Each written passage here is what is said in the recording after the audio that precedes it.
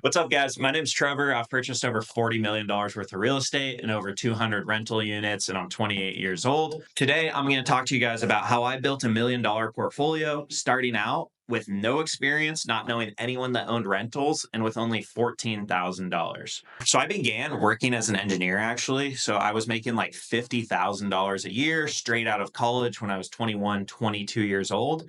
And I came across this thing called the FIRE movement. So it stands for Financial Independence, Retire Early.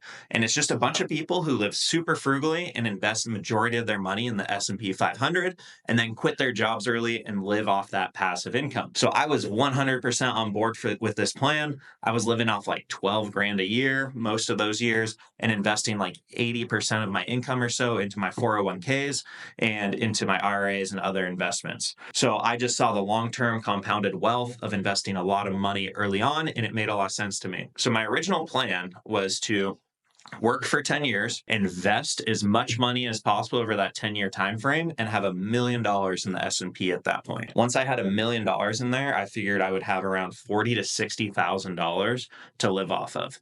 Today, I spend way more money than that, so that wasn't the best plan because I was pretty young at that time and I was living super cheap, but I thought it would remain that way forever.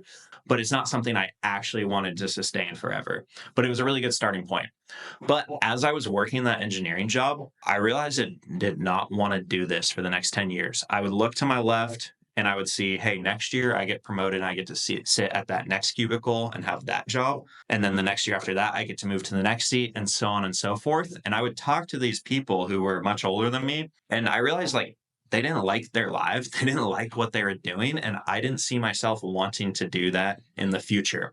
So I started brainstorming and continuing to learn to figure out how to not take that path. So I came across a real estate podcast and I heard about the idea of house hacking. So you buy a house, you rent out all the bedrooms, you live for cheaper, and then you eventually turn it to a rental. This made a lot of sense for me just because I was trying to live cheap already. So I went with $14,000, which was 3.5% down on a $400,000 home. And I bought a 5-bedroom home and I moved other people into that and rented it out by the room. So at that point, I was living completely free while making a little bit of money. And every single month I would receive my mortgage payment and see the principal balance going down. And I would go on like Redfin and Zillow and see the price of the home going up over time. And the light bulb clicked in my head that this was the shortcut, not the shortcut, but this was the way to get to my goals that I wanted. So I realized I want to do this as many times as possible and as soon as possible. And I was thinking of doing this once a year, basically, or faster. But I didn't really know because I didn't know what I didn't know at that time frame. Again, I didn't know anyone who owned rentals. I didn't know people doing this personally. I just saw it on the internet. So I went and bought that house. It worked out great.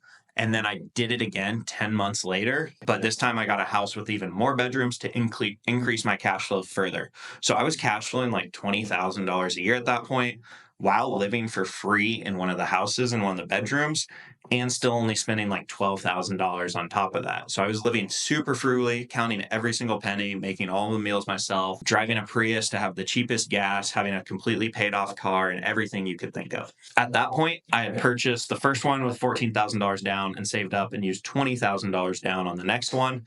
And I now owned like $900,000 worth of real estate while cash flowing 20 grand and only needing $12,000 to live off of. So I thought it would be a great idea to quit my job at that point and become a full-time real estate investor.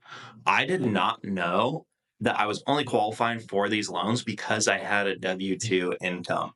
So after I quit and tried to purchase another property, I learned that I could not do so. A couple of months after that, I continued to learn about different creative deal structures and partnering with others. And I realized I knew a ton of people in the space that were interested in what I was doing because everyone you meet is interested in owning real estate in some shape or form, I find. So a lot of people were asking me about how I owned 2 houses at 22 or whatever age I was, and took an interest in it. So I was just explaining to them my goals, what I was trying to do, and they wanted to partner along the way because they didn't know that basic information that I had learned of just managing a property, running the numbers, filling it with tenants, and doing all those basic things.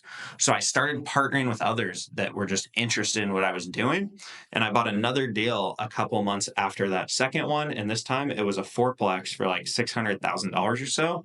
And I just had my buddy house hack it and he lived in it. And we were able to split all the costs for that property. So now at that point, I had built a $1.5 million real estate portfolio with something like $40,000, and it was cash flowing at that time.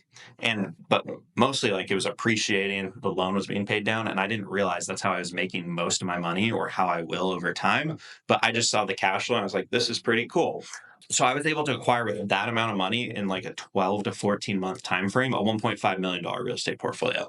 Now, that may sound like a lot to some of you, it may sound like a little to some of you, right? Doesn't really matter. But the cool part when you start looking forward with that is over time, that investment will get better. So your cash flow will increase as rents increase, and your principal and interest payment will stay flat over time. You're getting 30-year fixed rate debt as a beginner. So your loan pay down is actually growing over time. It's going up in value and your cash flow is increasing and your investment is just improving over time. So even if it doesn't go up by $1 in value in 30 years, I would have $1.5 million of equity, assuming no appreciation, which I think is crazy to assume. And then it's going to be completely paid off. And even if the rents don't even go up in value, there's now no principal and interest payments on it, and your cash flow will increase significantly.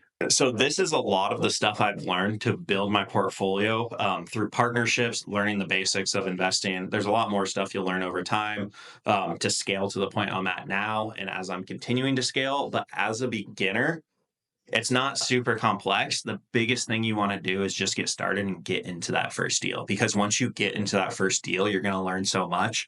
And then the sooner you do the first, the sooner you can do the second, and so on and so forth. So, my goal for the average person is to try and do this every single year. And if you can do it at least 3 times, which I truly believe anyone can, you're setting yourself up for a great retirement and great future. Realistically, a lot of you will learn how to do this and you're going to want to do it many times, and then you're going to start implementing other things along the way.